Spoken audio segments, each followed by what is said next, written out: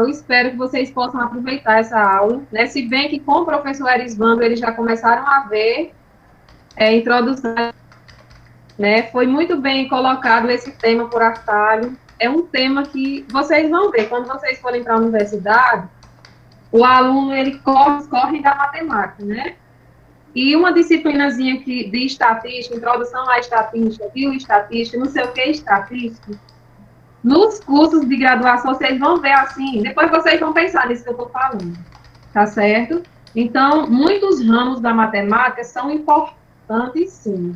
Agora, cara, como estatística, vou te dizer, viu? Porque assim, ela é muito bem colocada em todas as disciplinas. Né? No atual, sempre está vivendo, todos os dias a gente trabalha com estatística, né? Levantamento de dados, enfim. Vocês vão ver o quão importante é a que eu acho que vocês já começaram, né, a entender essa importância. Aí hoje a Artalho vai fazer essa lapidada aí, e depois vocês vão continuar estudando estatística, tá certo? Então, desejo que vocês aproveitem nesse momento de hoje. A gente colocou ontem um textão no grupo deles, né, bem legal. E eu espero que vocês aprendam muito e vocês vão ver que vai ser muito importante futuramente para vocês. As aulas que vocês já estão tendo, essas aulas posteriores que tratam de estatística, tá certo? Qualquer coisa eu estou aqui. Vocês vão me mandando algum problema que eu estou tentando resolver. Tá ok? Combinado. Bom dia a todos. Valeu, Lia. Bom, então, mais uma vez, bom dia, pessoal. Né, agora oficialmente falando com todos os alunos da sala e participantes. É um prazer estar mais uma vez na Escola Padre João Bosco Lima, né, só que virtualmente agora.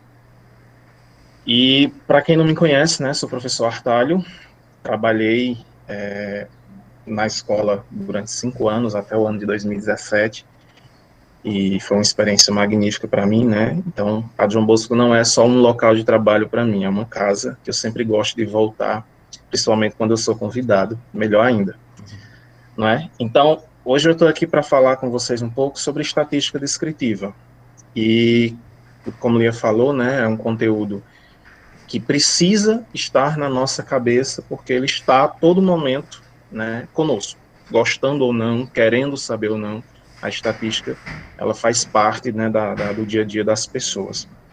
E aí, assim, o que eu trouxe para vocês hoje é uma leve revisão, né, não tem como a gente fazer um estudo aprofundado sem conhecer, né, sem saber como anda o trabalho de vocês, né, com essa parte do conteúdo, ou com qualquer outro conteúdo. Fica mais fácil quando o professor da turma conhece o ritmo dos alunos, por exemplo.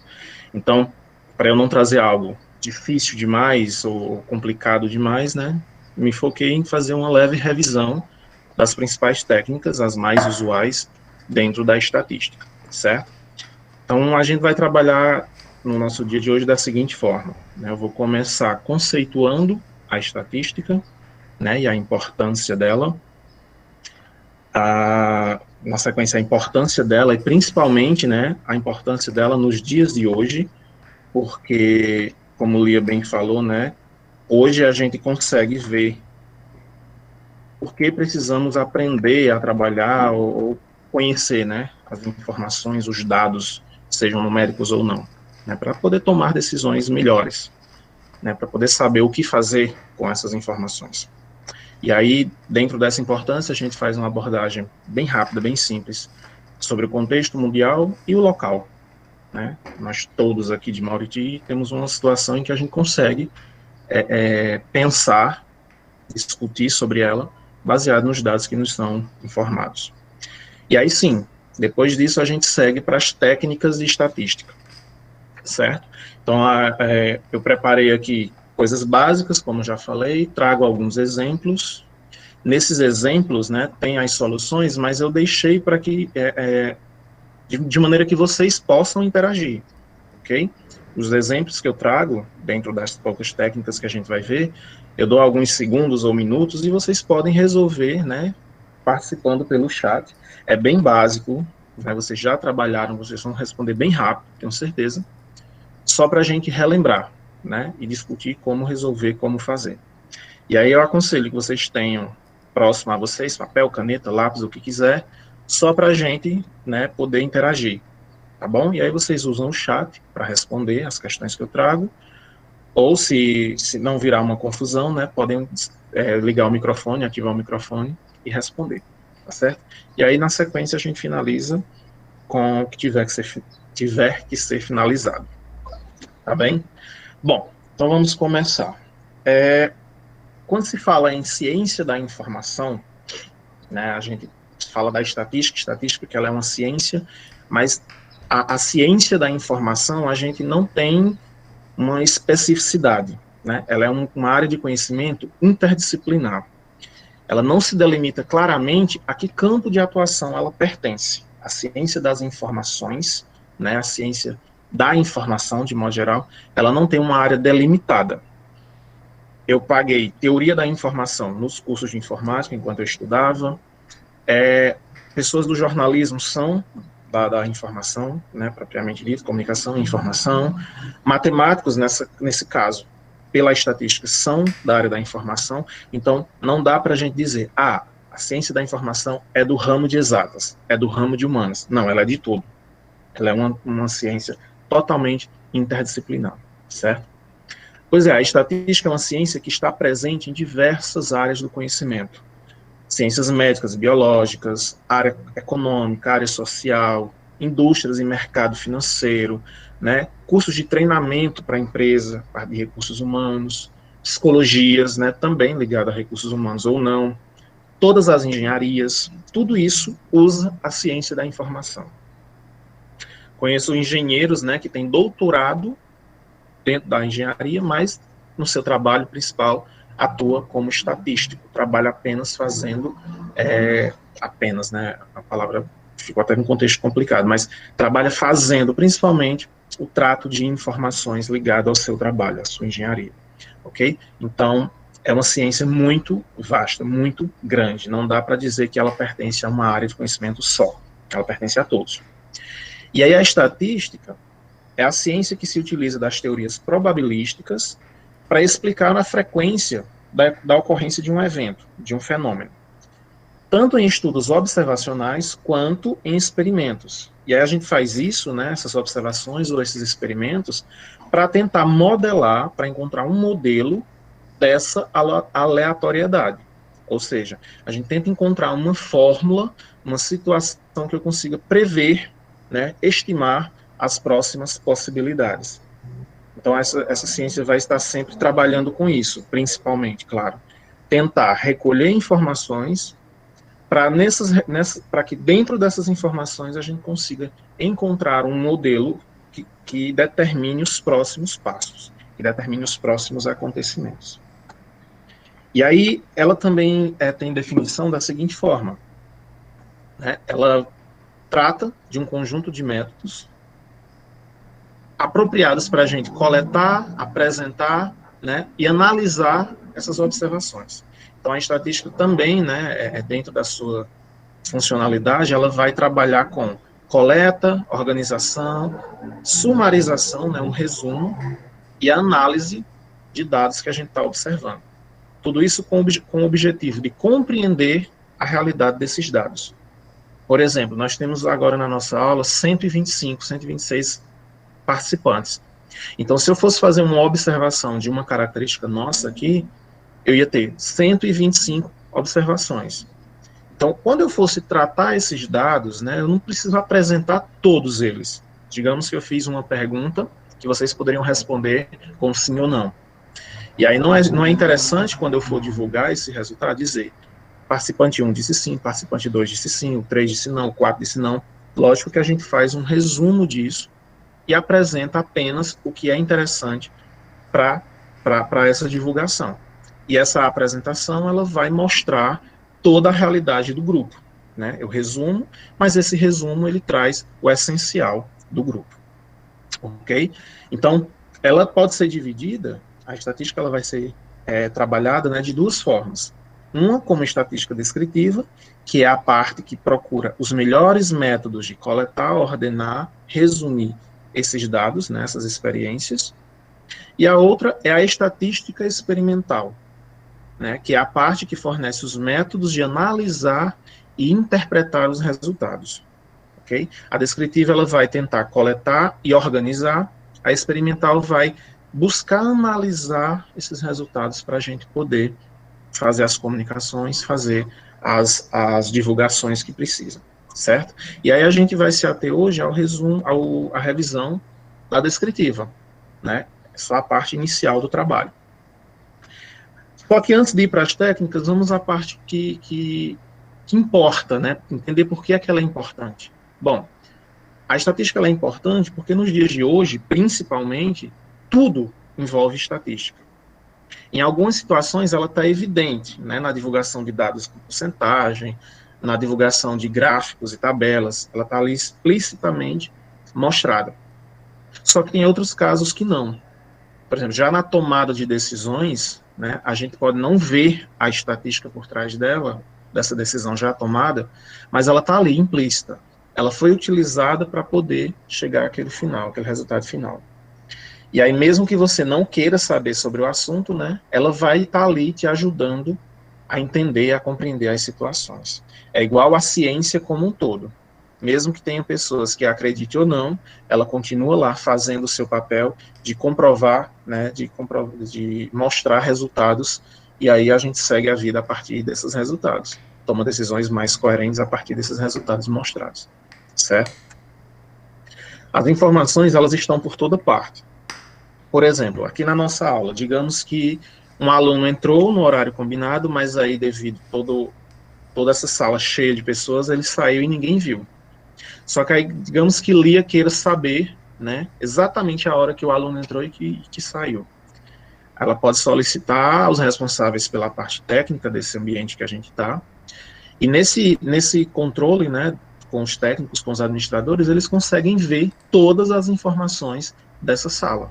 Quem entrou, quem saiu, que horas entrou, que horas saiu, o que falou, o que deixou de falar, as câmeras ligadas ou não, né? Então, isso são informações que são colocadas em bancos de dados para que a gente possa estar consultando, visitando ou tratando eles para fazer divulgações, para mostrar esses resultados.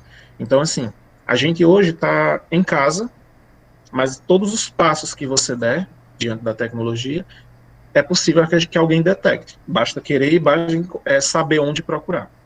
Então, a gente está inserido nesse meio e toda essa situação pertence, né, às ciências da informação, à ciência da informação. Então, assim, até brinco de cuidado com o que vocês andam fazendo na internet, porque se alguém quiser descobrir ou divulgar, né, agora que os anônimos voltaram, né, alguém descobre. Então, assim, cuidado, não aprontem, certo?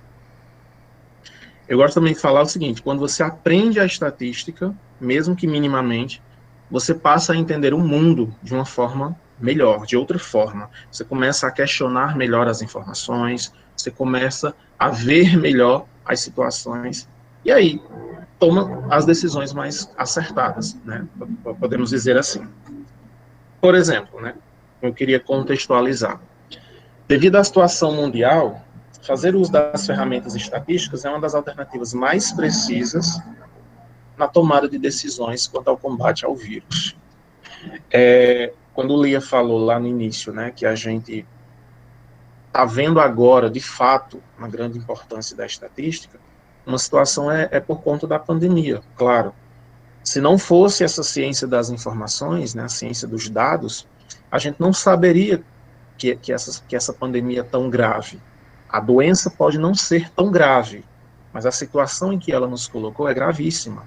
A gente precisa ter isso em mente, né, para continuar fazendo o correto, que é ficar em casa, se cuidando e cuidando dos nossos. Cada um fazendo sua parte, a gente vai conseguir sair dessa pandemia vivo, né, pelo menos, por conta das situações médicas que não tem como atender toda a população infectada. Então, assim, se não fosse a estatística, o que ela nos proporciona, nessas divulgações e tal, talvez a gente já tivesse metade da população acabada. Não sei, eu falo de forma cômica, mas é algo sério, né? Algo que a gente precisa tomar cuidado.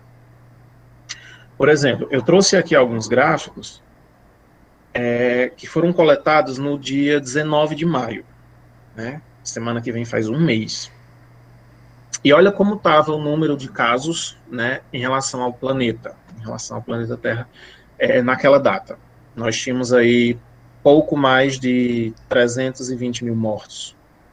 Esse dado hoje, em menos de um mês, quase um mês depois, é completamente maior. E aí, se a gente não tem essas informações numéricas, se a gente não tem esses dados numéricos, a gente acaba não tendo essa noção, né? A gente acaba não sabendo como agir diante dessa realidade grotesca, dessa realidade preocupante. Olha o Brasil como estava nessa mesma data. Era um pouco mais de 17 mil mortos. Muita coisa. Só que aí domingo atingimos a marca de 37 mil mortos. 37.300 e alguma coisa. Em menos de um mês a gente cresceu absurdamente. E aí, assim, se não fossem essas divulgações, né, a gente não tinha como agir de forma acertada, como eu falei. A gente continua achando, né, que não vai chegar até nós. Achamos isso lá no início da situação. O interior não vem, o interior não vem, o interior não vem. Como é que a gente não está hoje, né? Vamos já falar sobre isso. Então, assim, gente, os dados, eles não estão, no caso da pandemia, né, do número de casos, eles não estão ali para nos assustar. Pelo contrário, a gente não precisa ter medo, né, dessa doença. A gente precisa ter medo da falta de assistência que nossos países, né, nossa situação tem. Não tem como atender a todo mundo. É esse o medo que a gente precisa ter. Então, com a doença, a gente tem que ter cuidado e não medo dela. Ela não é tão grave assim. É uma gripe, com alguns sintomas diferentes, mas a gente precisa ter muito cuidado com ela. Somente cuidado em não adquiri-la. Certo? Então, esses números estão aí para nos ajudar a tomar essa decisão. Não, eu não quero ser uma estatística dentro dos que estão, dos casos confirmados. Eu prefiro ser uma estatística dos que não foram. Certo? Eu não quero entrar para as estatísticas ruins, nesse caso de pandemia.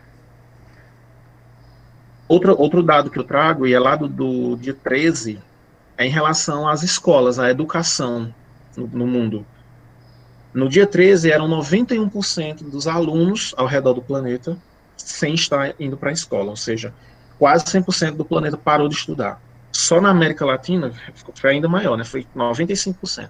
A América Latina quase que completa fechou. Nessa data, dia 3, estavam fechadas. Estavam sem funcionar de maneira alguma, não de maneira alguma, né? A escola, de modo geral, estava fechada, não havia nenhum tipo de atividade dentro das escolas. Só que aí do dia 13, né, a gente também fecha um mês semana que vem, essa realidade já mudou. Eu não atualizei justamente para que a gente pudesse ter essa comparação.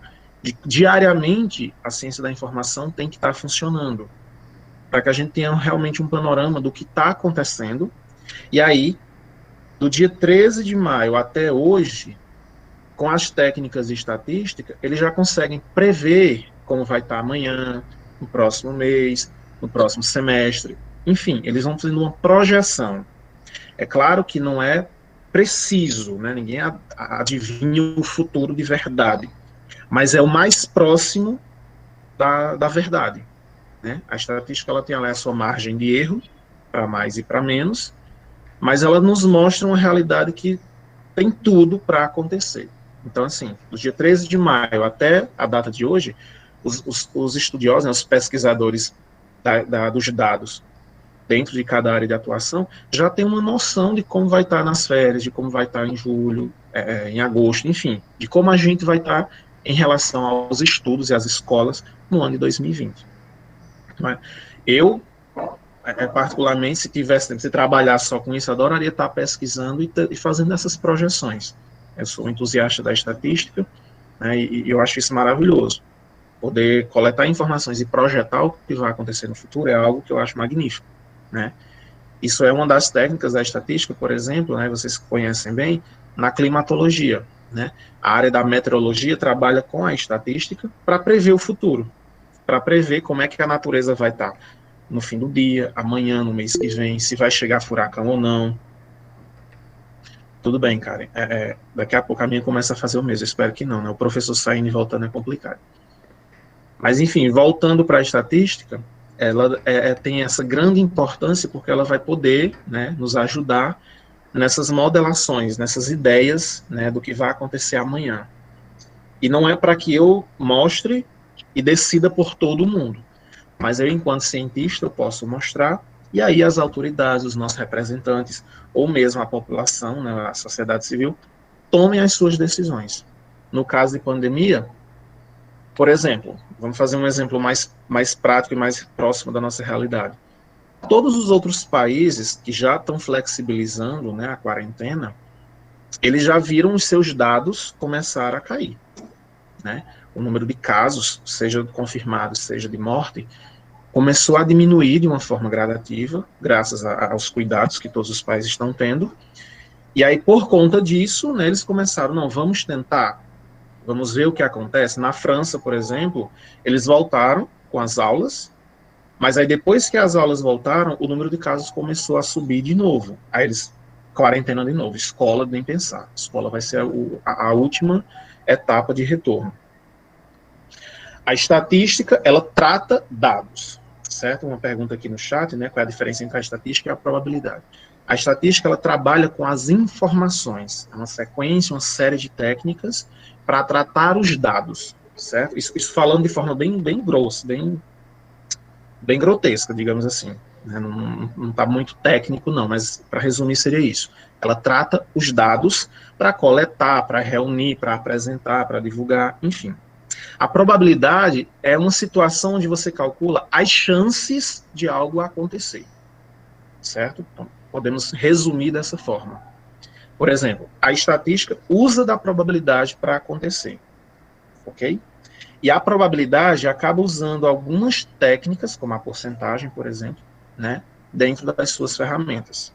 Então, a probabilidade usa técnicas diferenciadas, como análise combinatória, mas tudo isso pode ser usado na estatística. Podemos ver a estatística como a ciência maior. Claro, dentro dela tem aí um monte de coisas que a gente vai, as subdivisões, os subramos e tal. Mas podemos falar da estatística como algo mais grandioso, que acaba usando técnicas da probabilidade, técnicas da análise combinatória, como vocês estão me dizendo, mas uma diferença bem resumida, bem sucinta para a pergunta que você fez seria essa. A estatística trata os dados, coleta, informa, reúne, divulga. A probabilidade tenta prever as chances, né, ou melhor, prever as chances de um experimento acontecer, de uma situação acontecer ou não, ok? A probabilidade vai trabalhar com chances, com tentativas e erros e tal. Beleza. Bom, então, assim, voltando para o exemplo que eu estava dando, né? Os outros países estavam vendo os seus dados caírem, né? Número de casos confirmados, número de mortes, e aí, por conta disso, eles começaram a testar a possibilidade de voltar à vida normal, né? Por etapas. O Brasil ainda não viu esse número de casos diminuir. Pelo contrário, ele só aumenta. Mas aí já tomaram a decisão de flexibilizar a quarentena. Eu não entendi. Essa foi uma decisão muito errada, na minha opinião. Uma opinião particular, né? Mas eu não sou uma das autoridades, eu não posso lá bater o pé. Eu faço como muitos outros da sociedade estão fazendo, mostrando a indignação, mostrando que isso está errado. Por quê? Se os dados me dizem que a cada dia que passa, o número de casos e o número de mortes é maior, como é que eu vou flexibilizar a quarentena? Por mais que eu diga para o pessoal ficar em casa, mas se eu abro a porta de uma loja de calçados, o povo vai lá e acha que tem a obrigação de olhar esses calçados para comprar ou não. Eu vi uma foto ontem, né, dos shoppings de Fortaleza, pessoas passando 1h30 numa fila do lado de fora para entrar. Agora entra, passa pelas lojas, depois eu volto. O velho hábito de nós pobres, né, de não ter dinheiro para comprar as coisas. Olha e diz, depois eu volto. Entendeu? Então, assim, eles estão tomando a decisão mais errada ainda de, porque a loja abriu, eu tenho que ir lá visitar ou comprar, não importa. Não é para isso. Eles estão abrindo na tentativa da gente se organizar, mas as pessoas não têm esse discernimento, né? Na volta a gente compra, né, Júlio? Como as mães dizem para os filhos. Mas a gente adulta maior, os meninos aí com algum dinheiro, quando dá, compra. Quando não dá, diz, não, depois eu volto.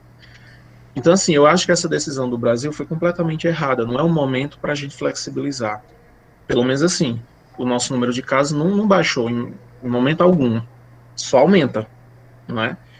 Felizmente, temos aí uma situação governamental que não está ordenada, não está nos ajudando. Então, assim, fica complicado da gente convencer a população a fazer o certo, que é ficar em casa. Imagina aí, se abrir escolas, eu, enquanto professor, eu não teria coragem, né, de estar numa escola onde ninguém vê quem está ou não contaminado. Não é medo da doença, como eu disse. É medo de ser mais um das estatísticas de contaminação. Né? Então, também tem uma preocupação de que vocês, alunos, estariam correndo um risco muito grande. A escola pode criar todos os protocolos de saúde. A gente consegue, né? Faz o pessoal trabalhar bastante. Os casos curados mostram, eu acabei não trazendo, mas também são divulgados diariamente, né? Isso. Porque, assim, a nível mundial, eles também fazem comemorações em relação ao caso de curados, que é bom. Só que, quando você, pelo menos eu penso assim, quando você divulga o caso de curados muito grande, muito bom, constantemente, as pessoas que olham só para os curados acham que está tudo muito bem, né? Acabam não, tentando ver só o lado bom da coisa. É muito bom a gente fazer esse tipo de pensamento, tentar buscar sempre o lado bom. Mas enquanto ainda não tiver vacina, é preocupante as pessoas olharem só para o lado de curados. Ah, se já tem desse tanto de curado, então quer dizer que dá certo, eu também vou me curar se eu adoecer. Será? Se você adoecer e for parar nos hospitais de Mauriti, por exemplo, vai ter uma boa assistência médica? Quem garante, né, que seu caso não vai se agravar, que o meu caso não vai ficar um caso grave e eu acabei entrando para a estatística de óbitos? Eu prefiro não arriscar, entendeu?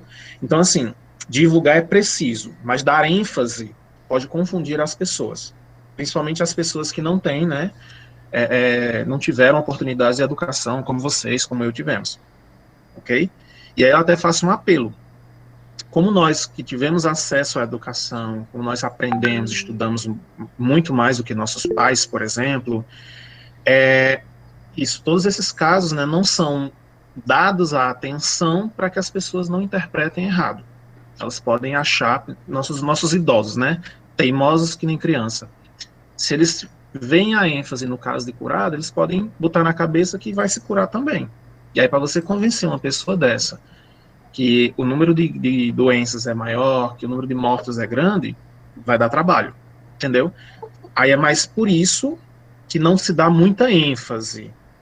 Não é que não seja divulgado. Divulgado e você encontra essas informações, né, nos sites, nas coisas que divulgam. Mas a ênfase é sempre dada à contaminação e aos óbitos para ver se conscientiza a população a esperar com cuidado, esperar em casa. E aí o apelo que eu faço é justamente esse, né? Nós que tivemos a oportunidade de estudar e de aprender, temos um papel social de orientar os que não tiveram, né? Por exemplo, eu trabalho no Brejo Santo, tem um casa alugado em Brejo Santo, mas eu estou aqui, estou em Mauriti com os meus pais e minhas irmãs. Por quê? Eu acho que é uma obrigação minha, né, dever, na verdade, meu, orientá-los. Né? Eu estou aqui, eu estou em contato com essas informações de mundo, eu estou em contato com esse trabalho, e se eu deixo meus pais aqui sozinhos e minhas irmãs, do jeito que eles vão, entra e sai, vai e volta, eles podem acabar entrando nessas estatísticas ruins. Né? Então eu tenho o dever, enquanto filho, enquanto irmão, enquanto vizinho, de orientar essas pessoas que não tiveram o mesmo nível de estudos e de conhecimento que eu tenho. Entendeu? Isso se expande até vocês. Vocês jovens, né, têm a obrigação, o dever social, né, de ajudar aqueles que não têm, que não tiveram a mesma oportunidade que vocês. É uma forma da gente salvar os nossos, é uma forma da gente orientar os nossos, né? A Rui colocando aqui, os números apresentam que aproximadamente 40% de curados tem ainda 60% entre mortos e em tratamento. Ou seja, né, os dados existem, mas a gente não pode dar essa ênfase para que isso não fique pior. Né? Muito bem colocado, Rui. Eles existem, eles estão aí em qualquer lugar que você consultar, você encontra. Só que, digamos, aqui em Mauriti, vou passar agora para a situação local. Os nossos dados, né, nosso boletim é divulgado diariamente por qual entidade, né? Quais são as maiores informações que nós aqui em Mauriti temos? São os dados que são divulgados pela prefeitura, não é? Por mais que eu não goste da politicagem, né, da política partidária, é um momento da gente estar em contato com tudo isso. Por quê? porque é uma forma de eu conhecer a minha realidade local sem ter que sair de casa, sem ter que estar perguntando a pessoas que têm ou não ligação com esses órgãos, e eu posso questionar. O fato de que seja divulgado não é uma coisa que eu deva tomar como a verdade. Eu posso questionar as informações, né, para que eu possa tomar as decisões corretas. Então, tipo, no início da pandemia, a gente achava que Maurício não ia ter casos. A rabada do estado do Ceará, a rabada do estado da Paraíba, né? A gente está bem no final mesmo desses dois estados, não vai chegar no interior, não. E olha aí o tanto de casos que a gente tem. Ontem fechamos 116, né? Se não estiver enganado. E aí temos 16 curados, né? 7 óbitos, já não lembro mais esses números, mas é mais ou menos isso. Porém, nós temos aí quase mil casos notificados. Bom, todos esses dados são reais e precisos? Não sei. Há quem diga que é mentira. Eu prefiro não dizer que é mentira. Verdade ou não, são esses dados que vão me ajudar a tomar decisões, certo? Por exemplo, se todos os casos forem reais, de notificados, isso mostra que dentro do Cariri, o Mauriti é a cidade que mais está fazendo teste. Isso é uma coisa boa para o município. Para mim, enquanto morador do Mauriti. Que mostra que o dinheiro que foi investido na cidade está sendo usado de alguma forma. Né? Não estou defendendo político nenhum. Longe de mim, não gosto disso. Mas mostra que o dinheiro público que foi destinado para combate ao coronavírus, em Mauriti também está sendo usado para fazer testes. Né? O Brejo Santo, que é polo de saúde aqui na nossa região, não tem esse número de testes. E eu também tenho contato com as pessoas de lá, né, meus colegas de trabalho que moram lá, estão lá, divulgam esses dados para a gente, e a gente está lá em contato com as cidades vizinhas também, certo? Então, assim, esse primeiro dado eu posso dizer, Mauriti está fazendo uma testagem aí que é muito interessante. Verdade ou não, mas é o que mais testa da região. Segundo, eu questiono o número de curados, entendeu? Por que é que o número de curados em Mauriti é tão baixo? O povo não se cura não em Mauriti, não? Eu já andei perguntando aí a alguns amigos meus que são da política. Né? Então, um amigo que é vereador e tal. Vem cá, o povo de Mauriti não se cura não, né? Não estão fazendo teste nos que estão isolados há tantos dias, não, para saber se já estão curados ou não. Entendeu? São esses questionamentos que a gente pode ir fazendo. Não é dizer, tá mentindo. Fulano de tal, a prefeitura está inventando dado para vir dinheiro. Isso não me interessa no momento. O que me interessa é saber, os dados que estão sendo mostrados são precisos para eu tomar minhas decisões, né? Que era justamente a outra pergunta. Eu posso confiar nos dados que você está trazendo para mim? Por quê? É com ele que eu vou saber a hora de sair de casa ou não. É com ele que eu vou poder dizer às minhas irmãs e pais, fala com teu patrão que a loja tem que estar fechada, porque aí os números de casos em Mauriti ainda é grande. Entenderam? Então, assim, a gente tem que estar tomando cuidado de questionar. Certo? E, assim, algumas pessoas estão interagindo aqui no chat, mas vocês fiquem à vontade, viu? Perguntem, se não dá para digitar, usa o microfone, fala, que a gente interrompe aqui a minha fala e escuta vocês, tá bem? Se for só eu falando, vai virar palestra, e não é isso que eu quero, não. Certo? Eu quero que vocês interajam comigo. Bom, então vamos seguir. Eu tenho uma pergunta para vocês. A gente consegue outro meio de informação aqui em Mauriti, além dos dados que a prefeitura traz? O que é que vocês me dizem? Sim ou não? Se sim, como? Alguém tem uma ideia? João Pedro acha que não. Quem mais? Alex, no site do Estado, as informações que são dadas pela prefeitura, né, pela Secretaria de Saúde da prefeitura, elas são levadas para bancos maiores, né, como a Alex falou. As informações também podem ser encontradas no site do Estado.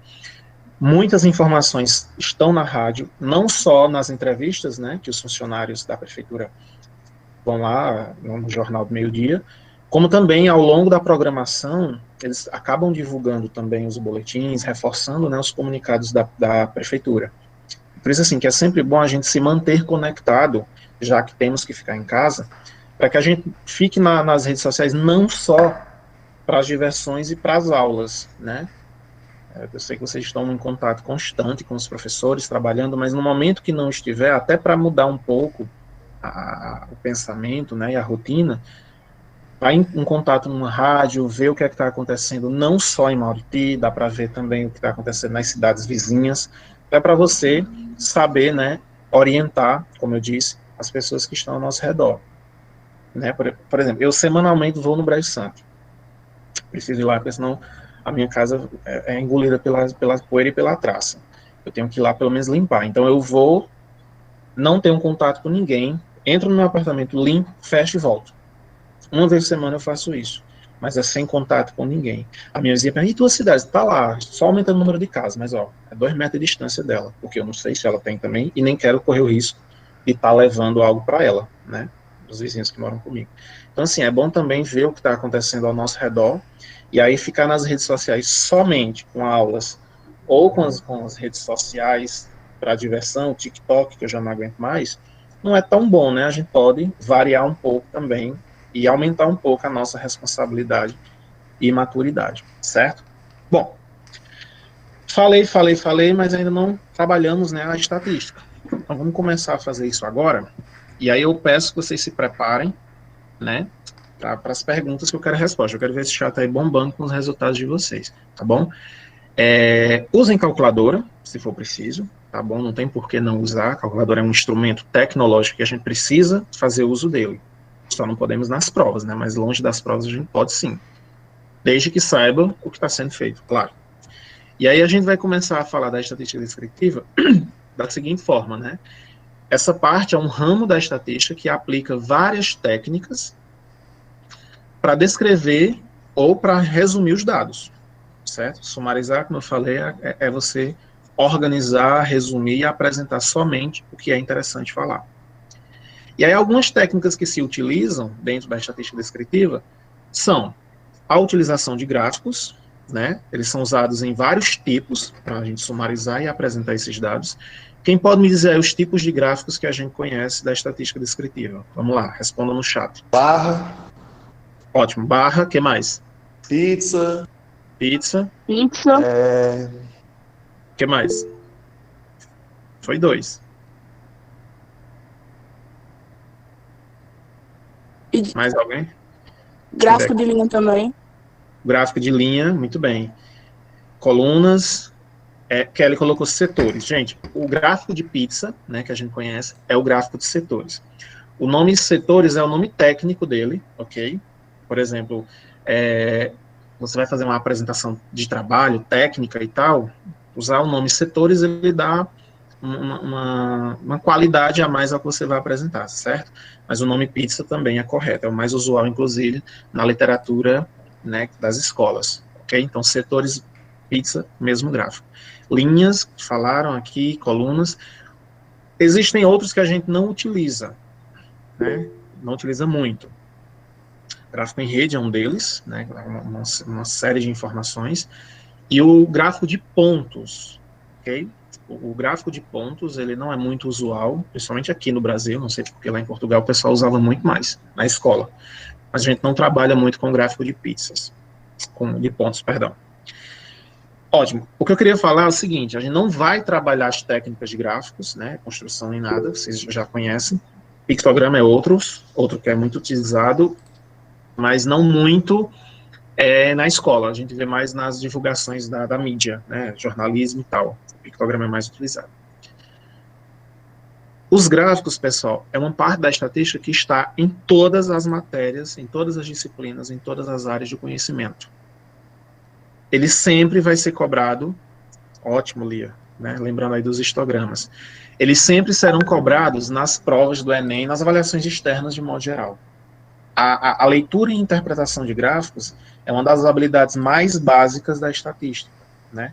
A gente começa a trabalhar com isso lá no 5º ano. A gente precisa dominar a leitura, a interpretação de gráficos, né, e tabelas, que é o próximo ponto. Por quê? É o mais básico, né? É o conhecimento mais elementar dentro da estatística. Olhar o que um gráfico traz para a gente e saber extrair informações precisas dali, certo? E essa técnica, né, tanto para gráfico quanto para tabela, ela está dentro de todas as áreas de conhecimento. Até numa questão de português, de língua portuguesa, lá no Enem, eles podem trazer tabelas para vocês extraírem informações dela, certo? Então, quando estiverem estudando, leiam, revisem bem essa parte de gráficos e tabelas, porque vocês não podem esquecer, não podem falhar, né?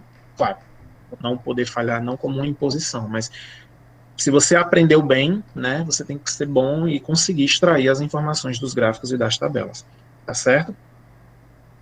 E aí, por fim, tem a descrição paramétrica, que é o que a gente vai revisar hoje.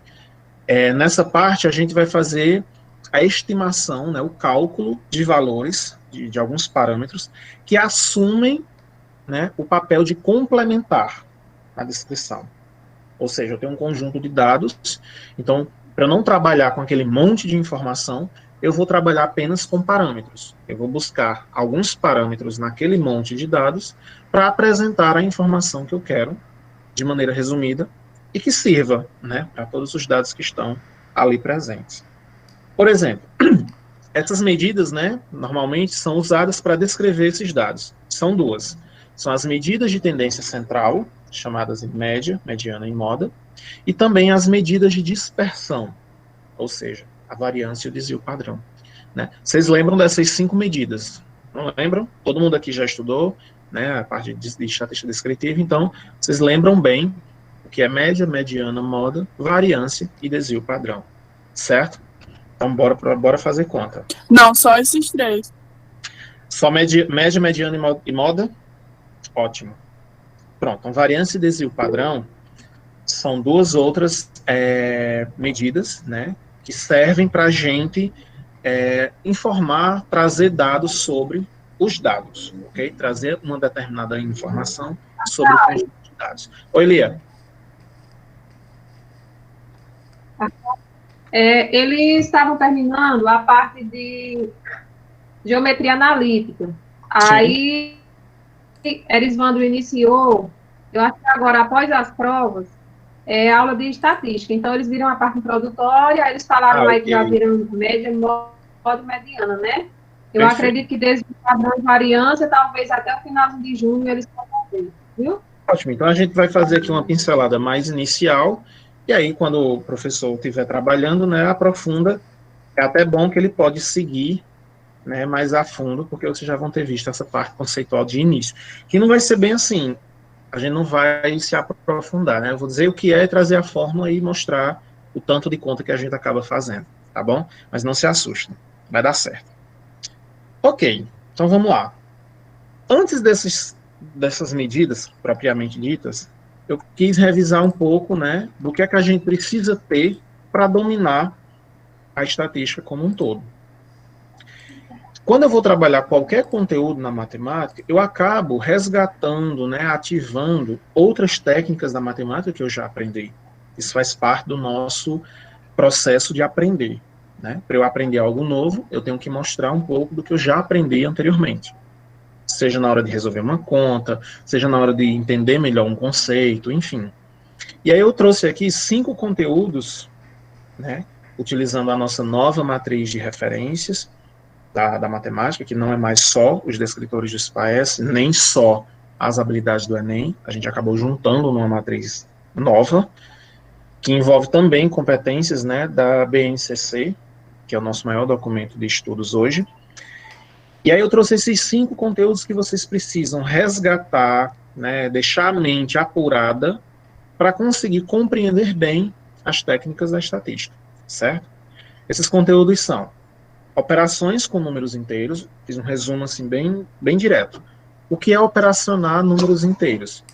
É a gente fazer contas com adição, subtração, multiplicação e divisão. A mesma coisa com os números racionais. Então, saber operar com frações, números decimais, é necessário dentro da estatística.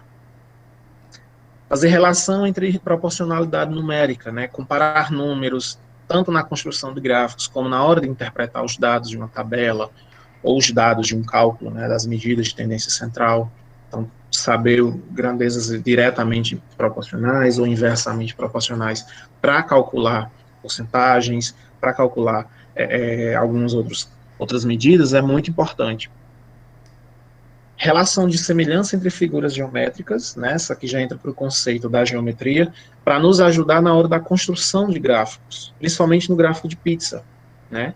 Eu tenho que saber, se eu for construir, né, eu tenho que construir de forma adequada, então eu tenho que ter noções de ângulos, tenho que ter noções do arco, né, o comprimento do arco daquele setor, enfim, uma série de conhecimentos dentro da geometria.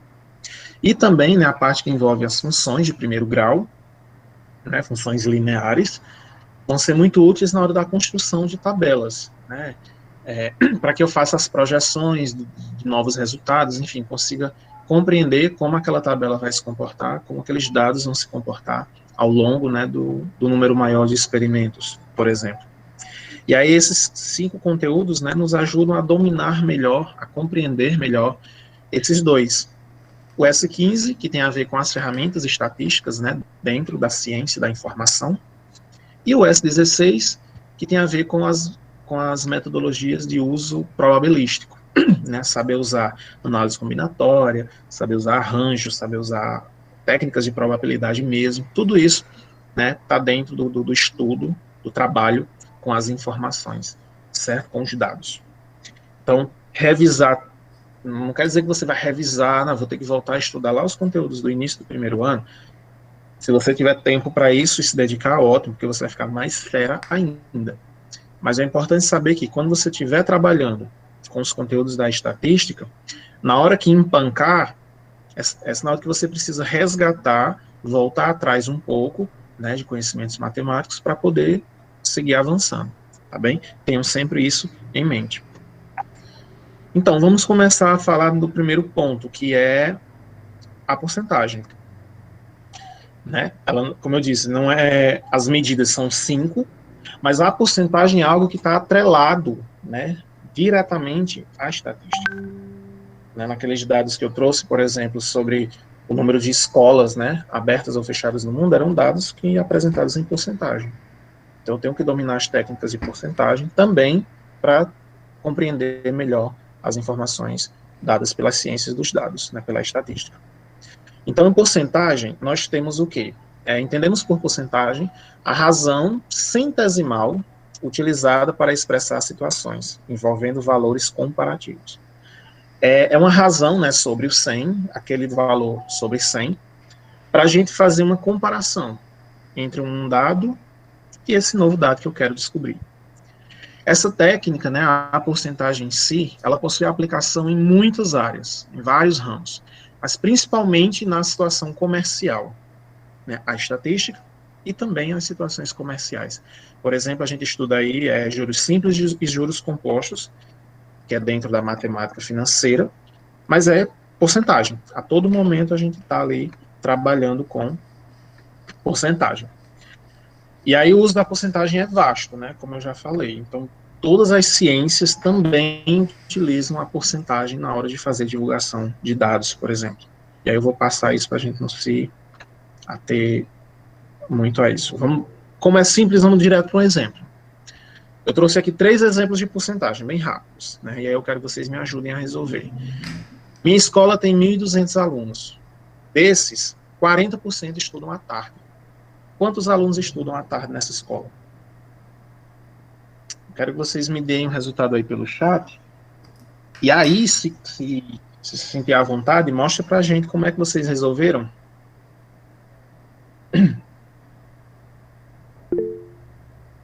O Alisson já jogou aí a primeira resposta. 480. Aparecida Vitória, aí vai começar a cascata de resultados. 480. Certíssimo. Artário, Aí, posso falar como eu respondi? pode. À vontade. Eu peguei como é 40%, eu coloquei 40 sobre 100 e multipliquei por 1.200. Ótimo. Aí, Alisson acabou de colocar digitado. João Pedro colocou regra de 3. Né? Essa técnica da regra de 3 foi a que eu usei aqui na solução, vou mostrar para vocês agora, e vou já dizer por quê. Mas aí, como a Alisson e como a colega que não deu para ver o nome falou, né, 40 sobre 100 faz a multiplicação. E aí, como a gente sempre faz, né, tora 0 com 0, de cima de baixo, vê o que sobra e multiplica. É simples, né, muito básico. Então vamos lá, na solução eu coloquei regra de 3 por quê? Só para a gente sempre lembrar que na hora de fazer os meios pelos extremos, né, 100% vezes x, 100% x. 1.200 vezes 40%, 48.200%. A simbologia, ela deve ir junto, tá bem? Né? Parabéns a todo mundo, como eu disse, é fácil, todo mundo acertou, mas sempre lembrar de fazer os cálculos. Se você fizer de cabeça, se você já tiver praticidade, ótimo, faz de cabeça, apresenta só o resultado. Só que lembre-se que muitos professores, né, solicitam de vocês o resultado, como você chegou àquela solução. Então, a regra de 3, pessoal, eu acho ela bem interessante de se usar, porque ela sempre vai dar uma solução para nós. Essa técnica, por exemplo, de botar 40 sobre 100, dependendo do exemplo, ela pode não caber, entendeu? Eu trouxe um exemplo final, lá no terceiro exemplo, que não dá para usar essa 40 sobre 100, por exemplo, como vocês colocaram. Então, seguindo a regra de 3 ter em mente que sempre vai ter uma técnica que funciona. E a regra de 3 é uma delas. A regra de 3, gente, até dentro das integrais, lá na faculdade, tem momentos que dá para jogar a regra de 3. É uma das maiores descobertas da matemática, esse método de resolução chamado regra de 3, tá bem? Então, nunca esqueçam como se trabalhar uma regra de 3, diretamente ou inversamente proporcional, porque ela é muito útil mesmo nas nossas resoluções. Nunca esqueçam disso. Isso, só demoraria mais. Mas, por exemplo, quando você já está prático, o Alisson está colocando aí, você já vai adiantando na cabeça alguns passos, né? Você já pode começar aqui já isolando o x, por exemplo, multiplica de cabeça, isola o x, e já vai x igual a 480. Mas como você falou, demora mais um pouco, contudo, é sempre bom também saber, né, que todos os problemas que envolvem a matemática tem N formas da gente resolver. Né? É raro um problema que só tem uma metodologia pronta. Só uma que vai dar certo. Porém, eu trouxe... Pode falar, Lia.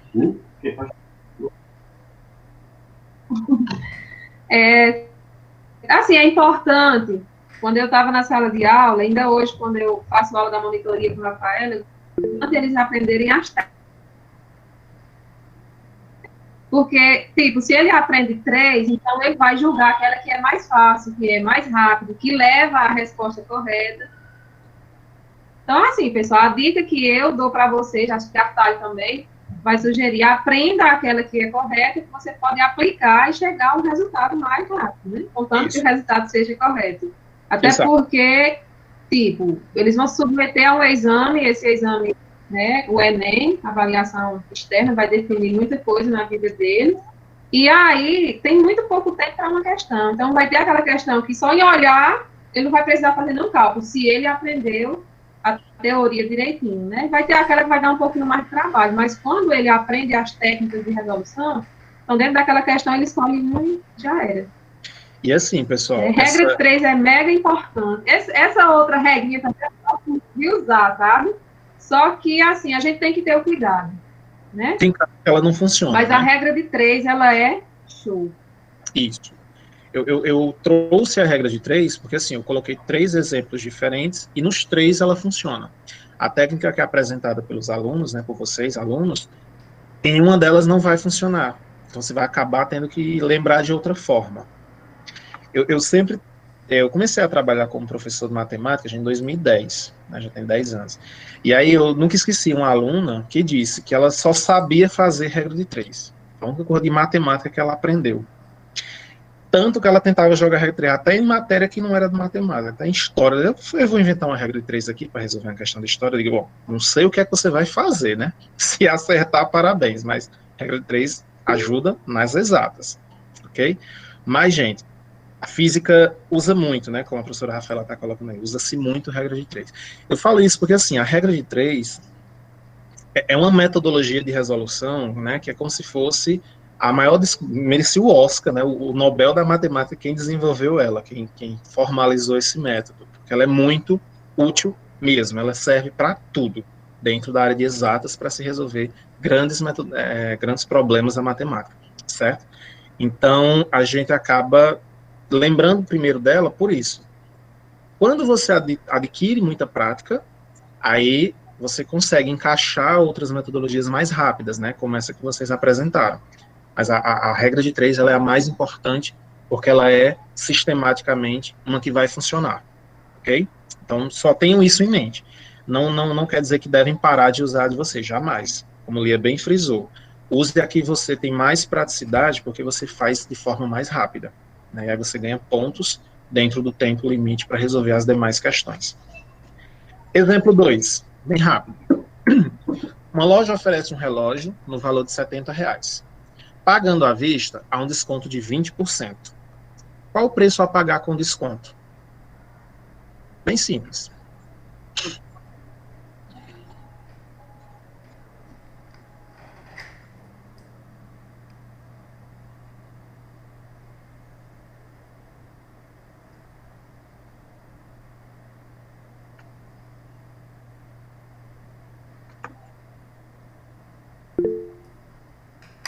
Aí já começaram a surgir as cascatas de resposta. Muito bem. Gosto assim. Todo mundo tentando. E acertando, né? Porque é muito básico, muito simples, muito elementar. Esse exemplo, ele é tal qual o cálculo, né, do exemplo anterior, só que ele traz um pontinho a mais, que é, no caso, o comando da questão, né? Eu trouxe só para a gente frisar o seguinte: é muito importante também, ao trabalhar com problemas matemáticos, né, com questões de matemática, dentro das avaliações externas ou não, porque a gente acaba não olhando, né, em algumas situações, seja por conta do tempo, seja por conta da ansiedade, para o que a questão está pedindo, né? Veja que aqui ela mostra um valor e mostra uma porcentagem, que é 20. E aí pergunta qual o preço a se pagar. E aí, se o aluno não prestar atenção nesse comando, ele pode apenas calcular o valor do desconto, né, e não finalizar a resposta. A gente acaba tendo lá uma alternativa. Vou mostrar para vocês. Ó. Primeiro a gente calcula o desconto, ok? O desconto, na verdade, é 14. A gente vai ter o quê? Que calcular primeiro o desconto para depois calcular quanto é o novo valor. Por quê? Esse 14 aqui, pessoal, do valor do desconto, ele estaria em uma das alternativas, certo? E aí, se o aluno não tivesse... estava vendo aqui, você, João Pedro, calculou a porcentagem não 20% de desconto, e sim 40%. Mas aí, pronto, já percebeu e já corrigiu. Muito bom. Se a gente não tomar esse cuidado, não tem desculpa não, tá certíssimo. Você percebeu e você já corrigiu, isso é muito importante. Se a gente não tomar cuidado com o enunciado da questão, né, alguns alunos desatentos, ou na pressa, ou na ansiedade, poderiam marcar 14. Não é que está errado. Está errado pelo comando, aliás, não atende o comando que a questão pede. Você calculou o desconto corretamente. Mas como o comando pede o novo valor do relógio, a resposta certa é 56. Então, todo mundo que resolveu já está de parabéns, que percebeu bem, né, o que fazer. Já está habituado, né, ao tipo de comando a ser atendido. E aí, por fim, na parte de porcentagem, a quantia de R$225 corresponde a quantos por cento de 1.800? Aí, ó, essa regrinha aí para resolver já não cabe àquela, né, que vocês tinham colocado diretamente. Pode usar outras, mas como a gente não tem uma porcentagem exposta aí, não dá para fazer nenhum número sobre 100. Mas a gente pode usar outras, claro. Me digam aí que porcentagem é essa, para a gente conferir rapidinho.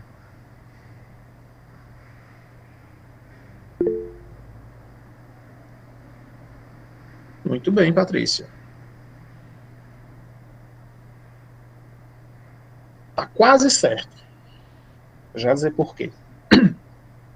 Suiane, 12,5%. Agora tá certo. O Alisson, quase certo. Gente, como eu falei, né? Como o comando pede quantos por cento, a resposta deve vir, tecnicamente falando, né? Deve vir junto com o porcento. Só isso, mas o cálculo está corretíssimo. Parabéns. Nesse caso, a regra de 3 se encaixa perfeitamente. Entendeu? Vocês vão fazendo aí outros métodos que funcionam também, mas aí, como eu disse, eu trouxe 3 exemplos com visualizações diferentes, e nos 3 a regra de 3 se encaixa, né? E aí eu coloquei aqui. A ordem de quem está em cima ou está embaixo não importa, desde que você relacione corretamente, né? Os 1.800 representam o todo, 100%, e o 225 é o que eu quero descobrir, então eu chamo de X. E aí, fazendo toda a adequação do cálculo, eu chego na solução de 12,5%. Certíssimo. Como eu disse, né, eu trouxe também na regra de 3 para poder mostrar. Quando a gente isola termos matemáticos, o que tem símbolo, tanto o numerador quanto o denominador, a gente pode cancelar quando são iguais. Nesse caso, né, só tem a porcentagem no numerador, então ele não tem com quem ser cancelado. Então ele segue também como porcentagem. E aí confirma, né, o que a questão pede, a porcentagem que esse valor representa. Então, ótimo, muito bem. Então, vocês viram que porcentagem é simples, calcular e trabalhar, né? Eu não sei fazer cálculo de porcentagem, não. Lembra de regra de 3 que vocês sempre vão conseguir resolver coisas que envolvem porcentagem, tá bem? E porcentagem sempre vai cair no Enem. Sempre vai cair alguma coisa que tem porcentagem no Enem. Não esqueçam disso, tá bom?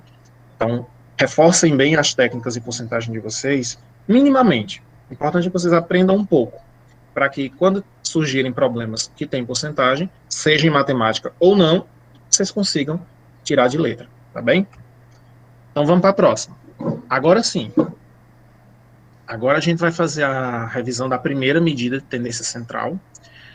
Como vocês, né, a maioria já iniciou esse estudo, vamos ser bem direto, tá bom? Vamos ser bem rápido, para não torná-los muito tempo, para eu poder mostrar com calma a variância e o desvio padrão, ok?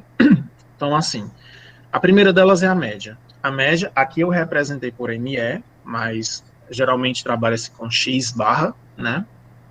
Ela é calculada somando-se todos os valores do conjunto de dados e dividindo-se pelo número de elementos que tem no conjunto. Ou seja, se é dado para a gente uma sequência, um conjunto com números, com informações numéricas, e eu quero saber qual é a média deles, basta que eu some todos eles, e depois eu pego essa soma e divida pelo total de elementos que tem na amostra, certo? Como a média é uma medida sensível aos valores da amostra, sensível ao valor do conjunto, que estão no conjunto, é mais adequada para a situação em que os dados são distribuídos mais ou menos de maneira uniforme. Ou seja, quando os números não têm muita diferença de tamanho entre eles. Digamos que eu vou calcular a média da idade de vocês. Somos 130 participantes nessa reunião. Mas aí tem gente com 10 anos de idade e tem outros que já têm quase 80. Veja, de 10 para 80 é um valor muito discrepante, né, muito distante entre um e outro, do menor para o maior. Então isso quer dizer que a média vai ser um valor que não é muito boa para representar essa amostra que eu vou fazer, certo? A média, ela é mais adequada para fazer uma leitura ou uma interpretação quando os valores têm uma certa similaridade. A variação entre eles não é muito alta, certo? Claro, nada impede de calcular, dá para calcular sem problema.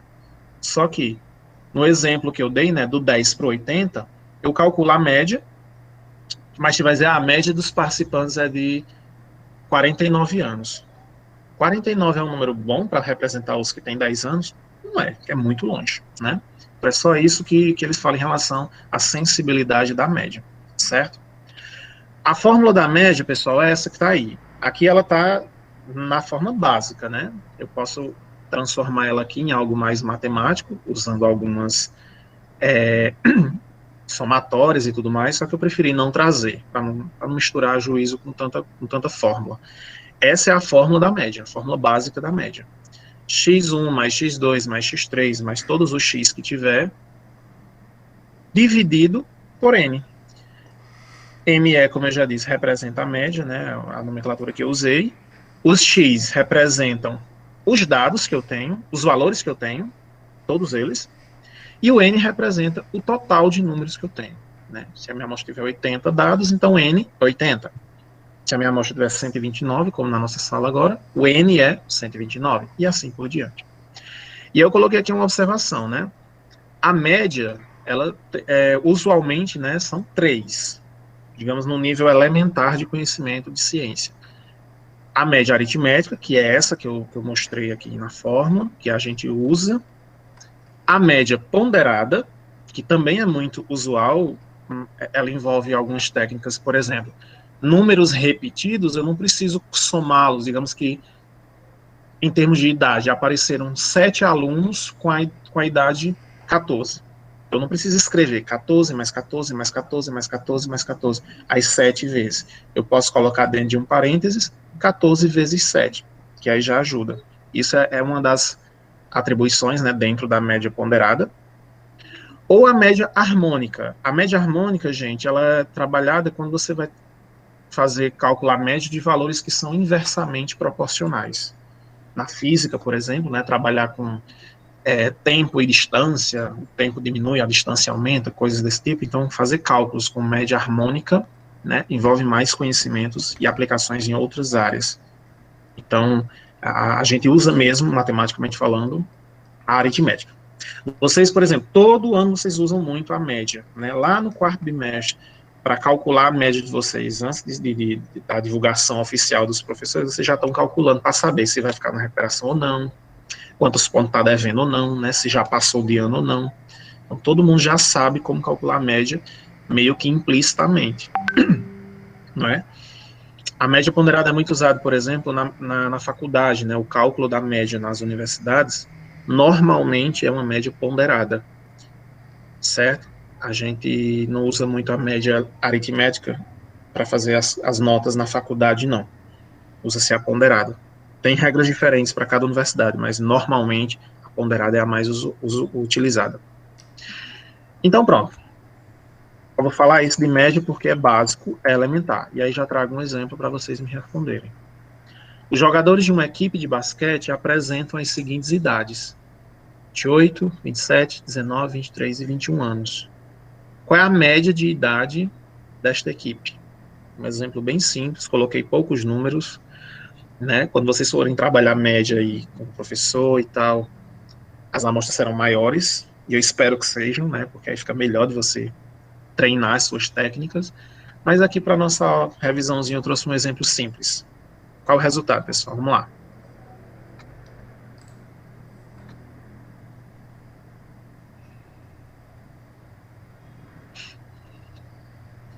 (23,5). Ótimo.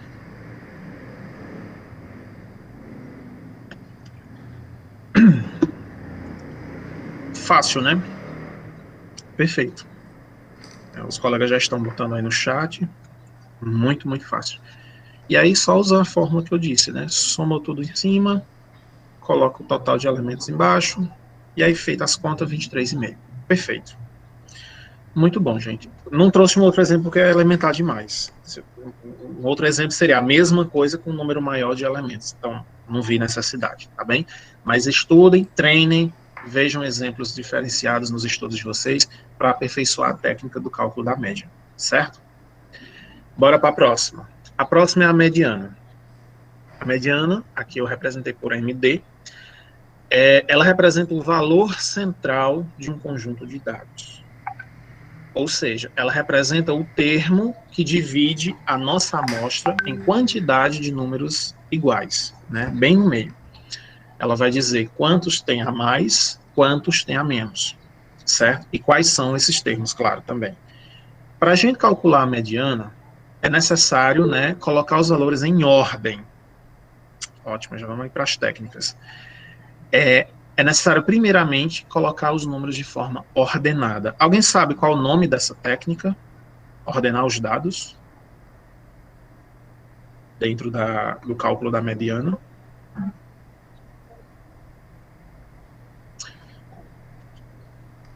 Boa, vou já passar para vocês.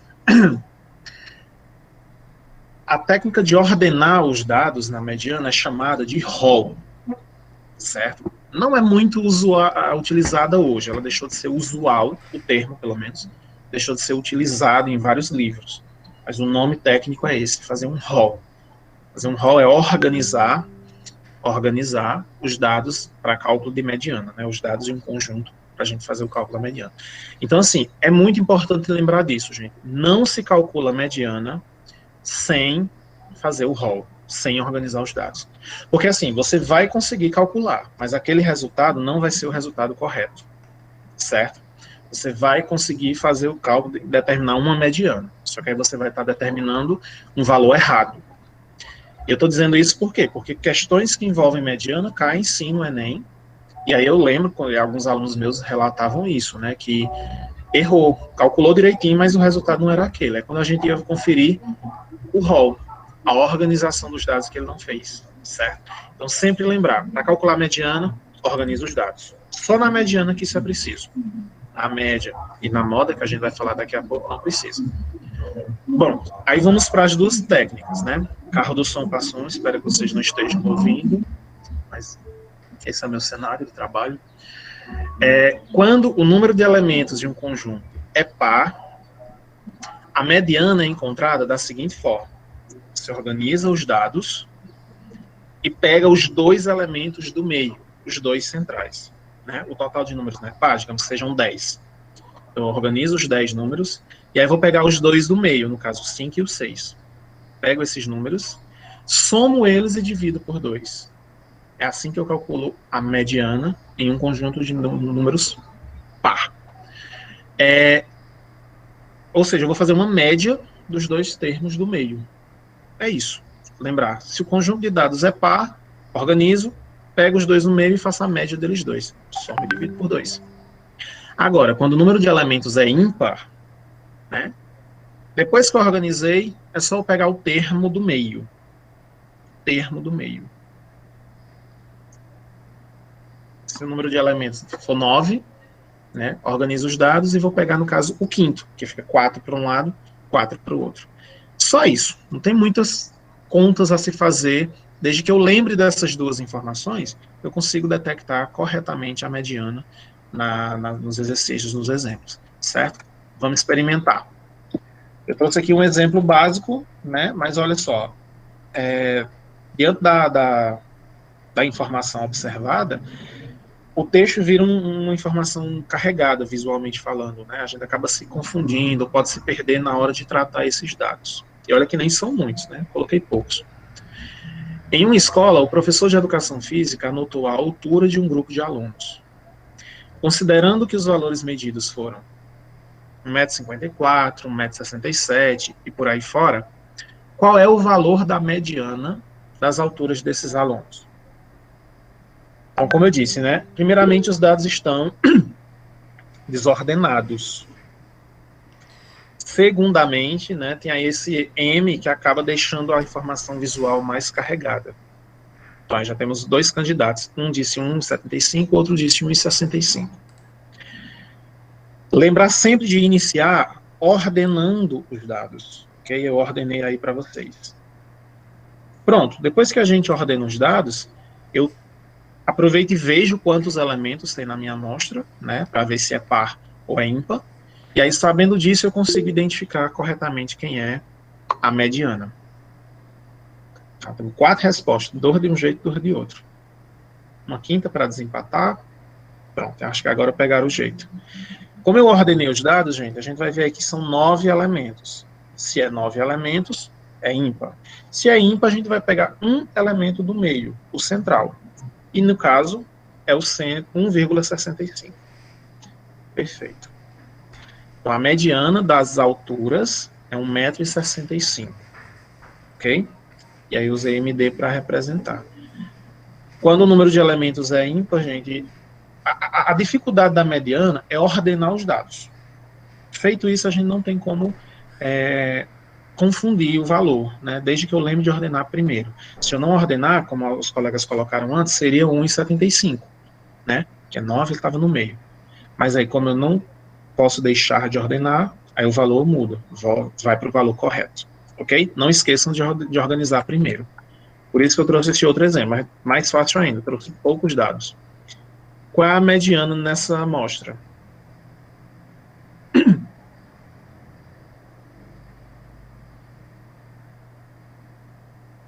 Não, calma, gente. Opa, Maico acertou. Olha só, Érica e Rian. e Jean Carlos, perdão. Primeiramente, ordenar os dados, sempre, certo? Sempre ordenar primeiro. Depois de ordenar, ver quais são os do centro, né? Como é uma amostra par, ficarão 2 no centro, o 27 e o 32. Como ficam 2, é o que é que eu faço? Faço a média entre eles, né? Eu vou acabar somando, como o João Pedro fala aí, 15 é a moda que a gente vai falar daqui a pouco.